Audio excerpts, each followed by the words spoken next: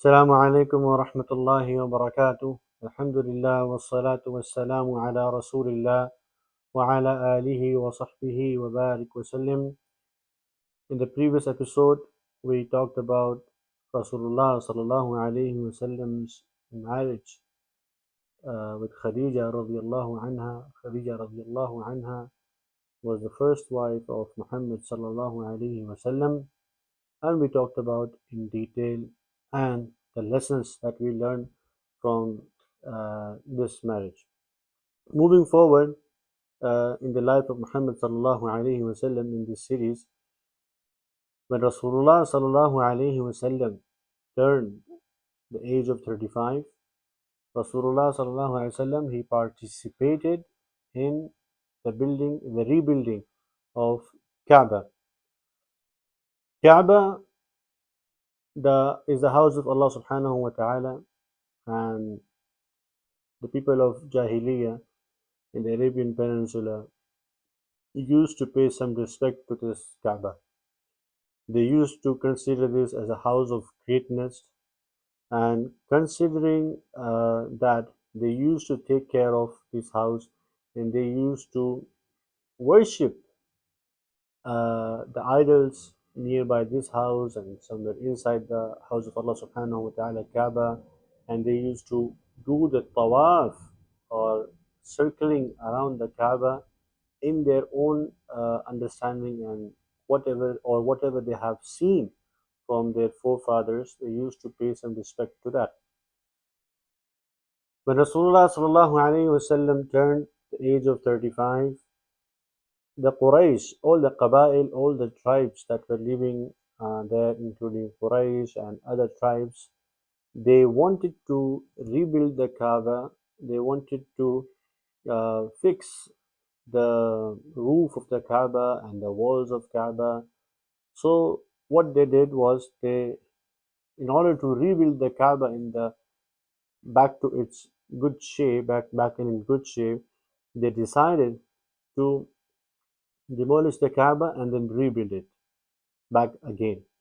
So every tribe that participated in it was ordered to bring stones and materials from their own side, but their condition was that they did not want it to involve any any sort of uh, material or money that is involved in the rebuilding of Kaaba, that is haram according to them and their understanding. That is not a valid income. So they didn't want it to be that invalid income be part of this building of Kaaba. So they were very particular about this and they were very choosy and ensuring that everything that is involved in rebuilding of this Kaaba must be pure. So every tribe they brought stones, some brought another material to put in the roof as a base of the roof, uh, date palms trunks and date palms branches, so that they could uh, make it in the base of the Kaaba.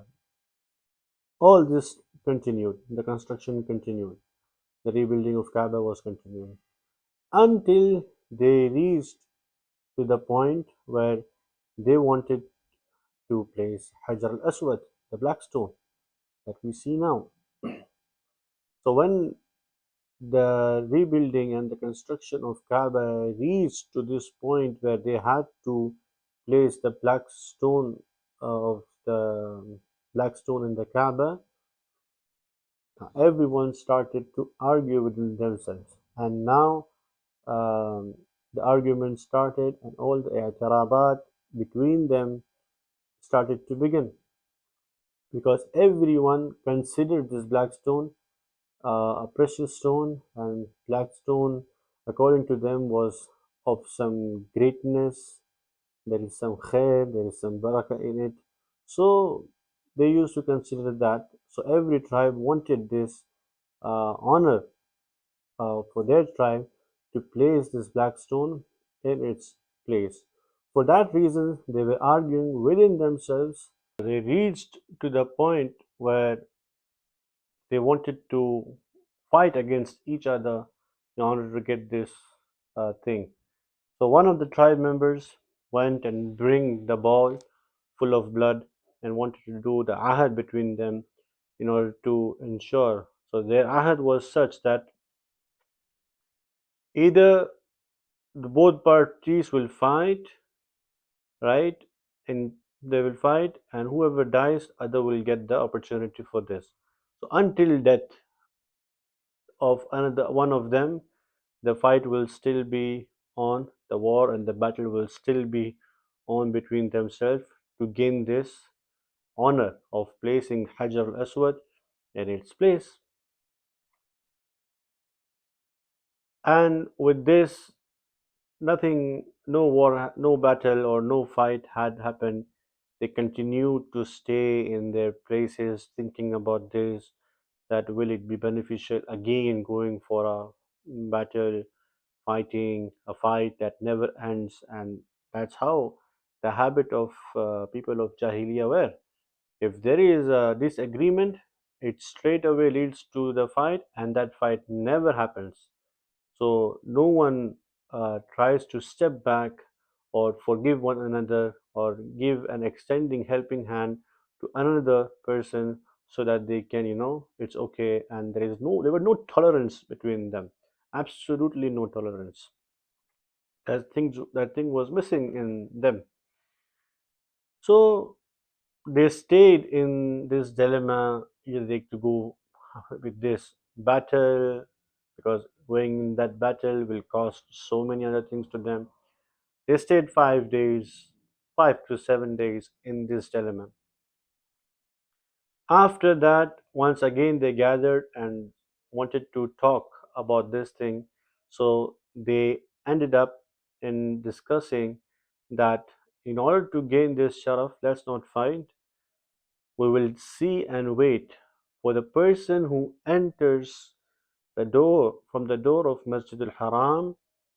He will decide who will place, or which tribe will place this black stone Hajar Aswad in its place.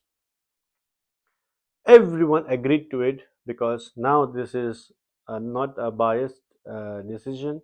Some third person will come and agree to this point that who will place the Hajar al Aswad in its place.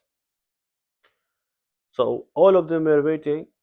When Rasulullah sallallahu alaihi wasallam has entered to the door from of Masjid al Haram, everyone was satisfied and happy. They were like, "This is Muhammad sallallahu alaihi wasallam," and they out loud the sifa of Muhammad sallallahu alaihi wasallam, Amin. This person is Amin. He is a trustworthy person, which means that whatever decision this person will make will be just. Amin, he will not do any israf or tasrif in his decision. He will be adl. That's why they outlawed this name of Muhammad sallallahu alaihi wasallam, that he will be taking the right decision. So when Muhammad sallallahu alaihi wasallam entered Masjid al-Haram and then all of these things, so the hikmah of Muhammad sallallahu alaihi wasallam came into the place from Allah subhanahu wa ta'ala. Muhammad sallallahu alaihi wasallam ordered them or told them to gather the piece of cloth. So they brought the cloth and placed the Hajar al-Aswad in the middle of the cloth and asked every tribe to hold the corners of the cloth, and then every uh, tribe held the corners, and they lifted up, and Muhammad sallallahu alaihi wasallam was honored with this position by Allah subhanahu wa ta'ala. He placed the black stone Hajar Aswad in its place. No one argued because everyone played role in placing the Hajar al-Aswad back in its place. So everyone was satisfied. They did not argue and they were happy that a fair decision that was taken uh, on their behalf, and Allah subhanahu wa ta'ala gave this sharaf to Muhammad sallallahu alayhi wasallam that he placed the Hajar al-Aswad back in its uh, place. One thing that we see from the hikmah of Muhammad sallallahu alayhi wasallam being called as Amin. See, before Muhammad sallallahu alayhi wasallam's prophecy was announced, before the start of Wahi, Muhammad sallallahu alayhi wasallam has shown as was character was purified, his personality was purified and was known to people. Allah subhanahu wa ta'ala has made the tarbiyah of Muhammad sallallahu alayhi wasallam in such a way that his personality, his akhlaq was known in the tribes of Mecca and tribes of Arabian Peninsula. Everyone knew about this. So that when the prophecy is announced, then there is no room for rejections. Yes, they rejected, that's another reason for that, but the hujjah will be completed by that. So, from every perspective, every angle, Muhammad sallallahu alaihi wasallam's personality, his character was complete. Allah subhanahu wa ta'ala has done the tarbiyah of Muhammad sallallahu alaihi wasallam by himself. It is not that Muhammad sallallahu alaihi wasallam tarbiyah was done before even his birth, but his structure, the way he was born, from all of that until his nubuwah, each and every step Allah subhanahu wa ta'ala was placing Muhammad sallallahu alayhi wasallam and protecting him from every shar that was there in that area. Muhammad sallallahu alayhi wasallam was never ever involved in those things. This is a small story that took place, and Muarrikhin has mentioned this in Seerah, in their Seerah Muhammad sallallahu alayhi wasallam. And when Muhammad sallallahu alayhi wasallam placed the black stone and came back home, that is the time when Fatima al-Zahra radiallahu anha was born. It was age of when Muhammad sallallahu alayhi wasallam was at the age of 35. At that point, Fatima al-Zahra was born. Allah subhanahu wa ta'ala blessed Muhammad sallallahu alayhi wasallam with her. Some of the sifat that we see that Muhammad sallallahu alayhi wasallam, uh, sifat of Muhammad sallallahu alayhi wasallam that was recorded in Tawrat and Injil. Sirat Ibn Ishaq or Ibn Ishaq and Ibn Hisham, they mention that there was a man, a Yahud man, who used to, in Khazraj, when there were some mushrikeen as well, this person, a Yahud man, used to come and always used to tell them about the Akhirah, about Yawm al-Qiyamah, and used to do some sort of some pillars of Iman he used to share with them. And in that, he used to always say them that there is a Nabi that will come, and there is a Nabi that is going to come in your place, and he will be coming from here, and he will come to Medina, and he will come to give the Risala, all of this sifat, and he will come with the same message of Wahdaniyah, of worshipping only Allah subhanahu wa ta'ala. He will have the message of oneness of Allah subhanahu wa ta'ala, and he will be Nabi. When Muhammad sallallahu alayhi wasallam came to Medina and Islam was spreading, the people who were mushrikeen and who became Muslims, then they used to say that what they used to heard about Muhammad sallallahu alayhi wasallam, even long back before even the Nabuwah of Muhammad sallallahu alayhi wasallam, Even in Injil, the book of Christians, the original book, in that also Muhammad sallallahu alaihi wasallam's uh, sifa is mentioned, that there will be a minhamna will come, and that minhana, this what I'm saying now is mentioned in the Injil, that the minhimna will come. Allah subhanahu wa ta'ala will send him, and and the minhimna will come with the message, and he will come from the Arab, and this minhimna will confirm, will accept me as well. He will be accepting me as well. And minhimna is referred to as Muhammad sallallahu alaihi wasallam, and Muhammad sallallahu alaihi wasallam will be sent by Allah subhanahu wa ta'ala. He will be an Arab, and he will be bearing witness upon me, and he will be accepting me, confirming me. This is the biggest dalil that Islam is a true religion. Islam is not a false religion, it's true religion. You believe it or you don't believe it, that's your misunderstanding. But Islam is a true religion. Has it not been a true religion, it would have rejected other religions. But Islam confirmed all of the religions.